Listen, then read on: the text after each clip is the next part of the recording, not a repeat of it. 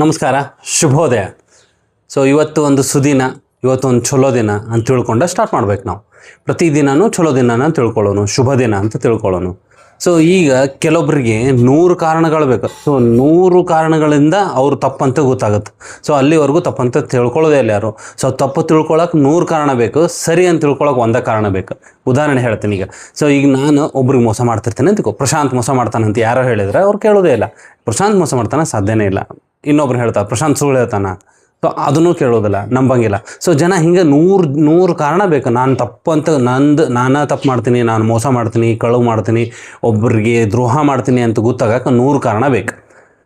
ನಾನು ಕರೆಕ್ಟ್ ಅಂತ ಹೇಳಕ್ಕೆ, ನಾನು ಕರೆಕ್ಟ್ ಅಂತ ಹೇಳೋದು ಬಾಯಲ್ಲಿ ಹೇಳಿದ್ರೆ ಯಾರಿಗೂ ಅರ್ಥ ಆಗಂಗಿಲ್ಲ. ಒಂದು ಕಾರಣ ಬೇಕು, ಅದು ಅವ್ರಿಗೆ ಅನುಭವ ಆಗ್ಬೇಕು. ಆವಾಗ ಹೌದು ಪ್ರಶಾಂತ್ ಸರಿ ಇದ್ದಾನೆ, ಕರೆಕ್ಟ್ ಇದ್ದಾನೆ, ಚಲೋ ಹೇಳ್ತಾನೆ. ಸೊ ಇದನ್ನು ತಿಳ್ಕೊಳಕ್ಕೆ ಒಂದು ಕಾರಣ. 100 ಕಾರಣ ಎಲ್ಲೇ, ಒಂದು ಕಾರಣ ಎಲ್ಲೇ. ಸೊ ತಪ್ಪು ತಿಳ್ಕೊಳಕ್ಕೆ 100 ಕಾರಣ ಬೇಕು. ಸೊ ಒಂದು ಕಾರಣ ಅಂತ ಹೇಳ್ತಾರಲ್ಲ, ಅದಲ್ಲ, 100 ಕಾರಣ. ಈಗ ಕೆಲವೊಬ್ರು ನೋಡ್ರಿ, ಸೊ ಈ ಎಲ್ಲ ಇಡೀ ಊರಿಗೆ ಗೊತ್ತಿರುತ್ತೆ ಅವ ಮೋಸ ಮಾಡ್ತಾನೆ, ಅವ ಸುಳ್ಳು ಹೇಳ್ತಾನೆ, ಎಲ್ಲಿ ನೋಡಿದ್ರು ಅವ ಸುಳ್ಳು ಹೇಳ್ಕೊತ ಬಂದಾನ ಅಂಥೇಳಿ. ಆ 100 ಜನಕ್ಕೂ ಅನುಭವ ಆಗಿ ಅವರೆಲ್ಲರೂ ನನಗೆ ಹೇಳ್ತಿರ್ತಾರೆ, ಪ್ರಶಾಂತ ಹೋಗ್ಬೇಡ ಅವ್ನ ಕಡೆ, ಅವ ಸುಳ್ಳು ಹೇಳ್ತಾನೆ, ಬರೀ ಮೋಸ ಮಾಡ್ತಾನೆ, ನಿನ್ನ ಕಡೆ ರೊಕ್ಕ ಇಸ್ಕೊಂಡಿದ್ದು ವಾಪಸ್ ಕೊಡೋದಿಲ್ಲ, ಕೊಡ್ತೀನಿ ಅಂತ ಹೇಳಿ 1 ಲಕ್ಷ 2 ಲಕ್ಷ 10 ಲಕ್ಷ ಗಂಟ್ಲೆ ಸಾಲ ಮಾಡಿಬಿಟ್ಟಾನೆ ಎಲ್ಲರ ಕಡೆ.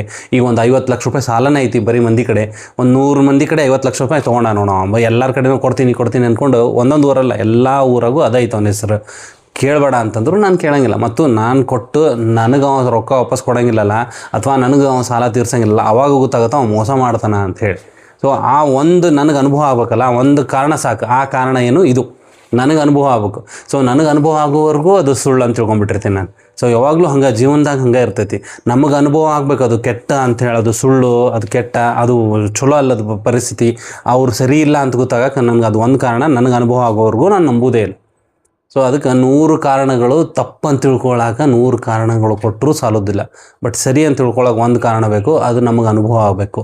ಸೊ ಹೇಳ್ತಾರೆ ಕೆಲವೊಬ್ರು, ಅಲ್ಲಿ ಚಲೋ ಅಲ್ರಿ, ಅಲ್ಲಿ ಕೆಲಸ ಮಾಡಿದ್ರೆ ಉಪಯೋಗ ಇಲ್ಲ, ಅವ್ರು ಏನು ನಿಮಗೆ ಜಾಸ್ತಿ ಪಗಾರ ಕೊಡೋಂಗಿಲ್ಲ.